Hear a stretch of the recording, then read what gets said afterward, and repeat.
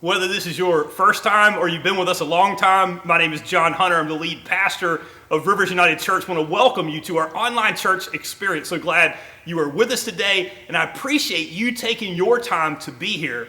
And I do believe that it is worth your time. But of course, I would feel that way because I'm the one sharing today.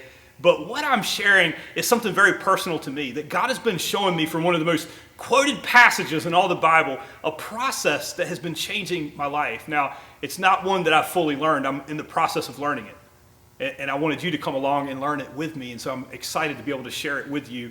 We started last week, and we want to continue today in a series called Lead Me, based on the 23rd Psalm. The 23rd Psalm was written by a king. His name was David. And in order to understand it, you have to kind of get where he was coming from. David was one of the most successful kings that Israel ever had.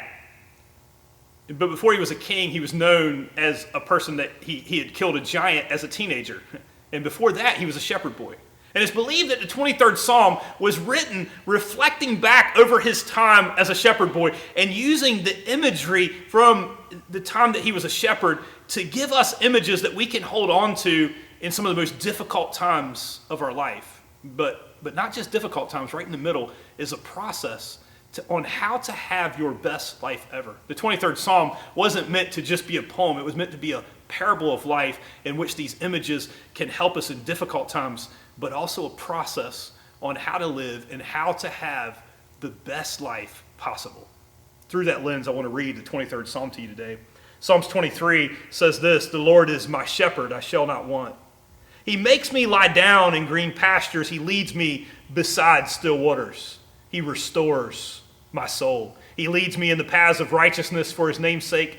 Yea, though I walk through the valley of the shadow of death, I will fear no evil, for you are with me. Your rod and your staff, they comfort me. You prepare a table before me in the presence of my enemies. You anoint my head with oil. My cup runs over. Surely goodness and mercy shall follow me all the days of my life, and I will dwell in the house of the Lord forever." Just in the simple reading of that passage, you can see how poetic it is. And it's got so many images of comfort. At the beginning, it talks about that he leads us to green pastures and makes us lie down and rest and takes care of us like a shepherd and brings us by still waters. It's an amazing image. And then at the end, it says, "Surely goodness and mercy shall follow us all the days of our life," the best life possible. "And I'll dwell in the house of the Lord forever." It means God will be with us forever. It's incredible, the images that it presents. But here's what I know. Between still waters and our best life possible is a process that's found right in the middle. It's almost confusing. I'll be honest with you. I'm just now starting to learn how it is and how these are connected. There's 4 pieces of imagery we're covering in this series. And we started last week by looking at that. We said, hey, it went from still waters to walking through the valley of the shadow of death. That God leads us into a place that we would never thought that that's where he would want us to go, which is the valley of the shadow of death. And we talked about last week, what is the purpose of that valley? And why would he lead us to it? Why would he lead it through it? And how do we get through it? And what does it mean? If you missed that, go back and listen to it last week. But as we pass through the valley of the shadow of death and we come out on the other side of this most difficult time and we find purpose in the valley, on the other side of it, he says, I prepare a table before you, the table of God.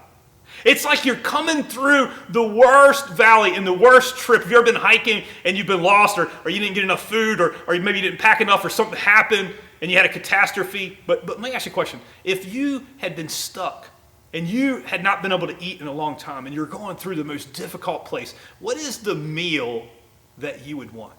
What would be on the table that would be set for you? In fact, I want to kind of just bring up that image for you. That what do you think would be on the table as you come out? What would you want? I know for me, I think about food, and for me, it would be a 44-ounce steak from Ruth's Chris, which I've never been to because I can't afford that, but I could definitely eat a 44-ounce steak, especially coming off of a time like that. But you know what, as I thought about it, I went, you know what kind of food I really like? It is the kind that's slow cooked. That as much as I like steak, you know what I think I would probably want is something that my mom cooked. And maybe you got something on your table that your mom or your grandma cooked, and you go, and it's found in usually a pot like this, right? It's not microwaved, because microwave food, it happens fast, but the stuff that's really good, it takes some time, but it's going to taste good, and you can just remember your mom just pulling that lid off, and you can smell it, right? You can tell I was a fat boy, right? Maybe I still am, but you can tell because you're going, man, the way you describe food, right? And then there it is, and then she would stir it, right? And she would say, hey, it's really good. And you hear that sound, right? As they tap it, and then they bring it out, and do you want to taste it? And you're like, absolutely. And if you're coming through the hardest of times, or you're coming home after something difficult, having that food, it just is so comforting, right? My wife, I got some of her dishes now too that I would love just as much as that big steak. My wife makes chili and cornbread, the kind with beans and cornbread, and it's just awesome. And now if she lifted it up, you just taste it, and you're like, man, that's so good. And it reminds you of home, right? Now, can I tell you something about that? That I didn't always feel that way about my wife's cooking. We've been married 25 years, and I haven't missed many meals, and she's an amazing cook if anybody's ever had her food. But I'll tell you this, is that at the beginning when she did it, every now and then she'd leave out an ingredient, and you got kind of scared, right? It was a little hard to trust the chef. And as we start to talk about the blessings of God, that's what it represents here, right? It's almost like coming off of a long journey through the valley of the shadow of death, and he gets there, and he's going to give you something to eat. And my question for you is this, do you trust the chef? Do you trust the ingredients that he has? It's kind of a foreshadowing of what we're going to talk about today. That he prepares a table of blessing before you. I'll put that down just for a second. But the verse doesn't stop with he prepares a table before me. You know what else he says? He prepares a table before me in the presence of my enemies. In the presence of my enemies. That the table of God, when you come, and he invites you to sit, right? You sit down after this long valley, and he's preparing this incredible meal for you that you've been waiting for. Your favorites are on the table. If you're from Zuni, it might be collard greens or chitlins. I don't know, whatever you guys like. Sorry. That would not be on mine. But you look at the table, and you're like, man, it's so great. And then at the head of the table is God. And he's there, and he's blessing you, almost like this big Thanksgiving or Christmas dinner, and you're sitting down, and all of a sudden you peer off to your left, and you realize that seated around the table are your enemies. I got to tell you, I would be up pretty fast, right? I'm not sitting at a table with my enemies, right? I wouldn't eat with them, right? Your enemies are seated around the table. How does it make you feel? For some of us, we look at that table and we look at what's there and we go, that makes me angry. I hate that person or that thing that happened or whatever it is that is your enemy around that table. For some of us, it's fear. It's like the scariest thing possible is sitting at that table and it's peering right through you. And you're going, God, why would you do that? It's a whole different concept. Just when you think you got through the valley of the shadow of death, you come to the table of blessings of God and you realize the enemies are all around the table. My insecurities, my fears, my anger, my frustration, my depression and anxiety, my addictions, my resentment, my regrets, my guilt, and my anger, all sitting around the table. And you see, what God is saying is this, is that it's time for you to graduate. Sometimes we say, I hear people all the time say, I want to go deep. And today, we're really going to go deep. This is a deep principle that is going to change your life and change your faith because God is inviting you to sit down at the table of his blessing. This is the big boy table, right? This is where the adults sit. And it's time. right? You've been at the kiddie table. By the way, in my family, I've never been invited to sit with the adults because I'm still childish. But I've seen the food that they have at that table, and it's really awesome, right? And it's all the things, and it's all amazing. And he's saying it's time to grow up, because here's the thing. If this is how you were served, see, it's not just that they're sitting at the table, your enemies. God brought those enemies to serve you. Wow, right? He's saying if you want my blessings, they're going to be served up by your enemies. That my blessings come through your enemies. Things that you thought were so bad, things that you thought were there to destroy you, things that scared you, and things that made you angry, and things that maybe you even hate. He's saying, I want to turn the tables on your enemies and have them feed you. I'm telling you, today is a whole different perspective. In fact, I'll tell you this. You cannot have the blessings of God without this. We have several more pieces of imagery in this series, but I will tell you this. These are stackable. You can't have this and not get through the valley of the shadow of death, but you can't have what we're going to talk about next week, and the filling of God and the blessings of God, and I'll dwell in his house forever, without getting this principle. Are you ready? So what I want to give you is just a principle that you can hang on to. In fact, I want you to write it down. We only have one point today. And the point is this, is that God's plan is this, to turn the table on my enemies. He wants to turn the tables on my enemies. And I want you to write this part down. To sit at the table of God while my enemies serve the purpose of God in my life. That God has a purpose for things that we couldn't imagine even have a purpose. Now, I want to be careful. I know some of you guys are going through some of the most difficult and heart-wrenching times. But I just want to tell you that if you trust God, that he has a purpose, he can weave it together and come out to serve an amazing purpose in your life, even through some of the most tragic, difficult things possible. To turn the tables on your enemies, to sit at the table of God while they serve you God's purpose in your life. Okay. In order to illustrate it, I don't want to use something personal. I want to use something right from the Bible, a real life story. And the story is found in the book of Genesis. At the end of the book of Genesis, there is a man who went through an unbelievable hard time, and then God blessed him, much like what we're talking about here. His name is Joseph. And if you want to read about Joseph, he's found in Genesis chapter 37 through Genesis chapter 50. God takes his time describing the story. So let me tell you just a little bit about Joseph. Joseph was the great-grandson of Abraham, who God called out of the land of the Chaldeans. We see that in Genesis, that God called a man named Abraham out of the land of the Chaldeans, and he became the father of the nation of Israel.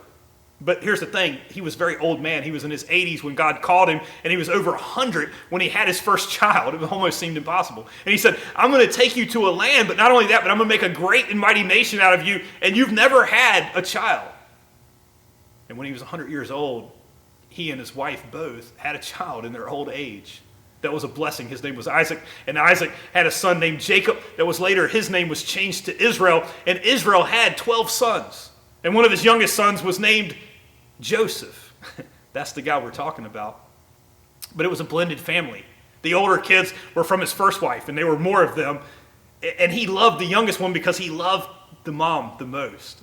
Reminds me of a lot of the situations I see today with blended families. It can be very difficult.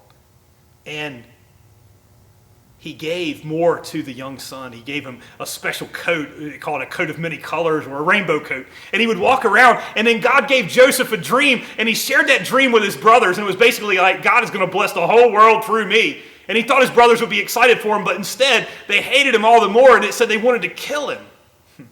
It's amazing how that happens. But instead of killing him, they sold him as a slave. And he went to be a slave in the world empire at the time, Egypt. Now, I could tell you the things that happened to a young Israelite boy on the way from where he was at in Israel to Egypt. but it would make you nauseated. It's so disgusting, the things that happened and probably happened or did happen to Joseph on his trip there. And when he got there, he was sold, but he was bought by a man named Potiphar, who was a very rich man and a very prominent man. And it seemed like things were looking up for Joseph. And he got to work in the man's house, and he showed so much leadership, and he was a young entrepreneurial type leader, and was good looking, and had all kinds of amazing qualities, and was faithful. And so this man trusted him and put him in charge of his whole house. It looked like things were changing for Joseph. But then Mrs. Potiphar wanted him to have sex with her, an older woman. And he refused. He said, I wouldn't do this to my master. I wouldn't do this to God. And because he did that, she falsely accused him of sexual assault. He's a slave in Egypt. He wasn't just put in jail. He was put in the lowest parts of the jail. And he spent nearly a couple decades in prison for a crime he didn't commit, as the dream that he thought that God gave him was over.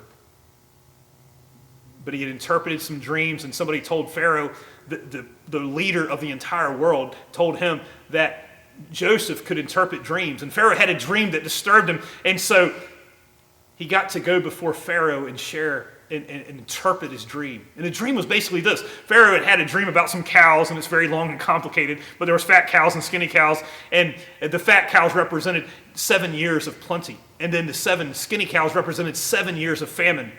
And he said, what God is saying is this, is that you're going to have 7 years to prepare for a big famine. But if you prepare, you're going to have all the food because the world's not preparing, and they're all going to come to you, and it's going to make you wealthy, and you're going to survive it, and you're going to be better off on the other end of it. And he said, hey, because I believe what you're saying, I'm going to put you in charge of all of it, making you the second most powerful person in the world. The only person more powerful would be Pharaoh. He went from being a low slave to being the lowest person in a prison, to being the most powerful person in the world next to Pharaoh, deciding who would eat and who wouldn't. I would say the tables had turned. That he had went through the valley of the shadow of death. If you read this account, I want you to think about that. He had been as low as you possibly could, but it said that God would be with him, and he elevated him at the proper time. And when he elevated him, his brothers came looking for food. They didn't recognize him at first, and he played a game on them, and you can go back and read it for yourself. It was pretty funny, and it was really a neat story. But then when they realized who it was, they were terrified. They realized he could not feed me. He could kill me and my family. He could do whatever he wants to us. The tables had been turned on his enemies. But I want you to see his insight and what he shared to his brothers, and what I believe that God is sharing with us today. Genesis chapter 50 and verse 20, it says this, you intended to harm me, but God intended it for good, to accomplish what is now being done, the saving of many lives. That's an amazing passage. And I just want to point out to you today that Joseph had a choice. That Joseph could have had revenge on his brothers, and rightly so, probably. Or he could have God's purpose. He could have the best life ever. And the best life was this, is that he understood that while they meant to harm him, while they were his enemies, God used them to bring about a greater purpose. That God can use our enemies to bring about a greater purpose. You see, he could have chosen to get revenge, but instead he chose to trust God, and he changed the world as a result. Through his brothers, through the lineage of the Israelites came Messiah years later, through his brother Judah. I believe that God will fulfill his purpose with or without us, but here's what I will tell you. If you want God to be able to use you for something greater than you could even dream or think or ask, what I would tell you is this, is you have to trust him, that he can turn the tables on our enemies, and that he has a purpose and a plan even for some of the worst things possible. As a result of what Joseph did, it blessed not only Joseph, but his family. And not only his family, but the nation of Israel that continued. And not only the nation of Israel, because through the line of those brothers came Jesus Christ himself, who died for the sins of the entire world. He had no idea how big that moment was. That God prepared a table before him in the presence of his enemies and caused them to feed him. I want to give you another verse today. The verse is this, Romans chapter 8 and verse 28. It says this, and we know that in all these things God works together for those who love him, who have been called according to his purpose.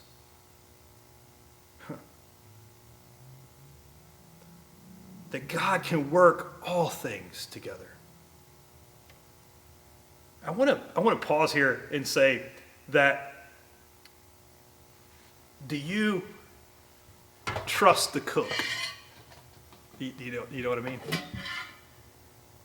Is that what he's saying is this, is that, hey, there's all kinds of ingredients that God is putting in. My question is do you trust the cook, that God is cooking up a meal, right? And he's saying, do you trust me with the ingredients that I'm putting in? Now, I got to tell you, when I first got married, I didn't always trust the ingredients, right? I was kind of careful, like, what did you put in there, Marie? But now, if Marie cooks something, I wouldn't even be scared to taste it. Let me ask you a question. Do you trust God that way? With what he's been putting into your life? That he means it for good, right? Just like he talked about with Joseph. They meant it for evil, but God meant it for good. You know, one thing I know about putting ingredients in is this, is that some ingredients taste great, right? But some ingredients, like stuff even my mom puts into her spaghetti, that she'll put a clove leaf of garlic in there. And I got to tell you, by itself, it tastes bad, right? And you might think, hey, if I tasted that, then this would be bad. But when you put it together and you let it simmer, can I tell you something? It takes a while. You put some heat to it and you stir it up, right? And then it tastes amazing. That's what God can do with your life. My question is this, do you trust?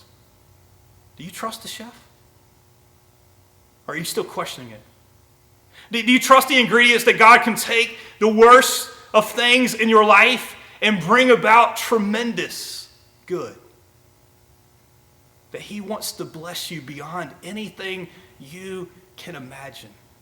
But here's what I know, just like in the life of Joseph, just like in all of our lives, that you cannot have the blessings of God and hold on to your revenge too, or your fear too, or whatever you're holding on to. Do you trust that what God is putting in your pot, he can bring about good? Now, let me be clear. I didn't say it is good, right? Any more than my brother used to do taste test time with me with cinnamon. And if you eat cinnamon by itself, you know it will make you sick. Some of us are going, hey, do you think that ingredient that he did, how dare you say that? That's not good. And he's saying, no, I'm not saying the ingredient is good. I'm saying I can make it good. That he can bring about and use it for a purpose so it's not wasted. And I showed you the story of Joseph so you could see in real time. And the question is this, has he done enough? Just like I said with my wife, I don't even have to ask, right? Has he done enough that you will trust him with the ingredients he put in the pot? Because here's what I know. It would not be in your pot if God didn't have a purpose for it. He wouldn't allow it to go in your pot if he didn't have a purpose for it.